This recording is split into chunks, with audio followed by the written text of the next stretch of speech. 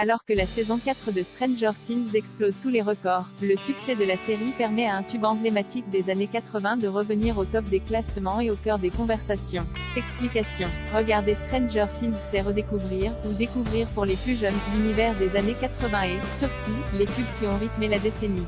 Il y a eu, pour n'en citer qu'une poignée, Every Breath You Take de The Police pour le final de la saison 2 ou encore Never Ending Story de Limahl, chanson thème du film L'Histoire sans fin, dans une séquence amusante de la saison 3. Pour ce quatrième volet, les créateurs de la série ont de nouveau frappé fort avec Running Up That Hill de la Britannique Kate Bush, chanson brillamment utilisée à la fin de l'épisode 4 lorsque Max, Sadie tente d'échapper avec la. Si le titre a ravivé les souvenirs de certains, il en a séduit d'autres pas encore familiers avec le talent de la chanteuse.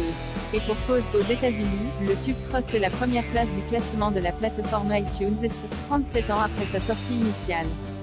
Un exploit rare.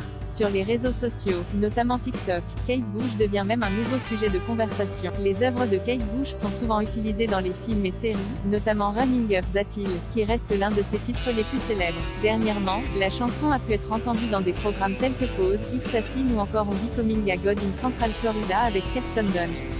Son regain d'intérêt soudain démontre l'impact considérable de Stranger Things auprès du public.